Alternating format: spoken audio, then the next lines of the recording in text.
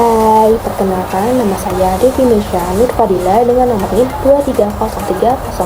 230303600031. Di sini saya akan menganalisis berita tentang ada seorang pemuda yang memiliki gelar S2 tapi dia lebih memilih jualan bakso. Berikut adalah analisisnya. Yang pertama, apa saja bentuk pengawasan diri atau self-supervision yang dilakukan oleh tokoh dalam berita tersebut? Yaitu dapat mengelola ego dan membuang gengsi dengan memilih berjualan bakso meski memiliki gelar S2. Yang kedua yaitu bisa mengambil keputusan secara mandiri seperti menolak bantuan modal dari orang tua dan menggunakan tabungannya sendiri untuk memulai usaha. Yang ketiga, mengubah cara pandang terhadap kegagalan. Seperti kegagalan dalam tes CPNS tidak membuatnya menyerah, tetapi menjadi pemicu untuk mencoba ke jalur yang lain. Yang keempat yaitu konsisten dan disiplin dalam menjalani usaha. Membangun warung dari awal dengan perlengkapan sendiri serta menjaga semangat meski latar pendidikannya tuh berbeda dari pekerjaan yang ia jalani. Yang kelima yaitu menerapkan ilmu akademik ke praktik nyata, menunjukkan kematangan dalam berpikir dan bertindak.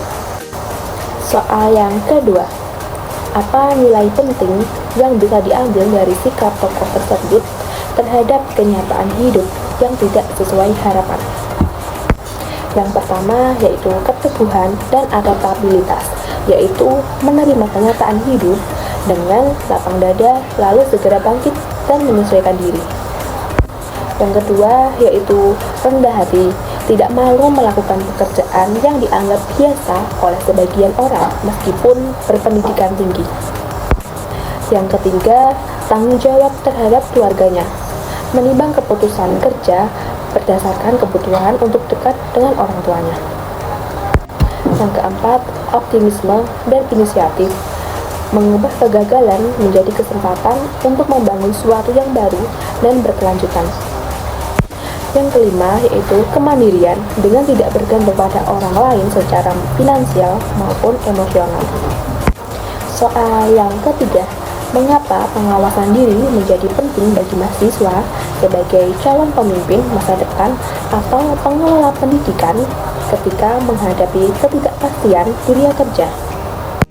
Pertama, membantu mahasiswa tetap fokus dan tidak mudah goyah ketika menghadapi tantangan atau kegagalan.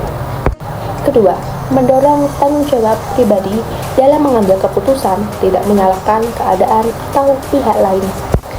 Ketiga, menumbuhkan kemampuan reflektif, yaitu mengevaluasi diri sendiri secara jujur yang penting dalam proses belajar dan memimpin. Keempat, mengembangkan ketahanan mental yang dibutuhkan saat realita kerja tidak sesuai dengan ekspektasi atau saat harus mengambil keputusan sulit. Yang kelima, menjadi teladan bagi orang lain karena pemimpin yang memiliki kontrol diri biasanya dihormati dan dipercaya dalam mengelola tim atau institusi. Selanjutnya yaitu refleksi saya setelah membaca berita tersebut. Yang pertama, bagaimana perasaan Anda setelah membaca kisah lulusan S2 UGM jualan bakso? Saya merasa sangat terinspirasi sekaligus tersentuh setelah membaca kisah Dika Widya Putra. Di tengah banyaknya lulusan perguruan tinggi yang masih terpaku pada standar kesuksesan konvensional seperti menjadi PNS atau bekerja di kantor besar, Dika justru menunjukkan keberanian untuk memilih jalan yang tidak biasa. Keputusannya untuk membuang gengsi dan tetap teguh menjalani pilihan hidupnya dengan penuh tanggung jawab dan kesungguhan membangkitkan rasa hormat dan kekaguman saya. Soal yang kedua, apa saja yang bisa Anda ambil hikmah atau pelajaran dari kisah tersebut untuk mempersiapkan diri dari menghadapi kenyataan hidup setelah lulus kuliah? Dari kisah Dika, saya belajar bahwa kenyataan hidup setelah lulus kuliah tidak selalu berjalan sesuai dengan rencana atau harapan. Dunia kerja penuh dengan tantangan dan ketidakpastian, dan tidak semua orang akan langsung mendapatkan pekerjaan sesuai dengan latar belakang pendidikannya. Namun, yang terpenting adalah bagaimana kita menyikapi situasi tersebut dengan tetap berusaha, tidak malu bekerja keras, dan mampu memanfaatkan ilmu yang dimiliki dalam kondisi apapun. Sikap adaptif, tahan banting, dan rendah hati seperti yang dimiliki oleh tokoh Dika tersebut itu sangat penting untuk dimiliki oleh setiap lulusan agar tidak mudah menyerah saat menghadapi hambatan. Soal ketiga, komitmen apa yang ingin Anda bangun untuk mengawasi diri sendiri, menjaga nilai, dan tidak larut dalam angan-angan kosong di masa depan? Saya ingin membangun komitmen untuk terus mengawasi diri saya sendiri agar tetap berjalan pada prinsip-prinsip kejujuran, tanggung jawab, dan kerja keras.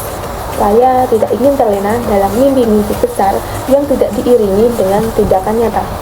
Saya juga ingin belajar membedakan antara ambisi dan kesombongan, serta berani mengambil keputusan berdasarkan nilai dan realitas, bukan semata gengsi atau tekanan sosial. Dengan itu, saya berharap bisa menjadi pribadi yang kuat, berintegritas, dan siap menghadapi kehidupan dengan mental yang matang dengan hati yang tulus.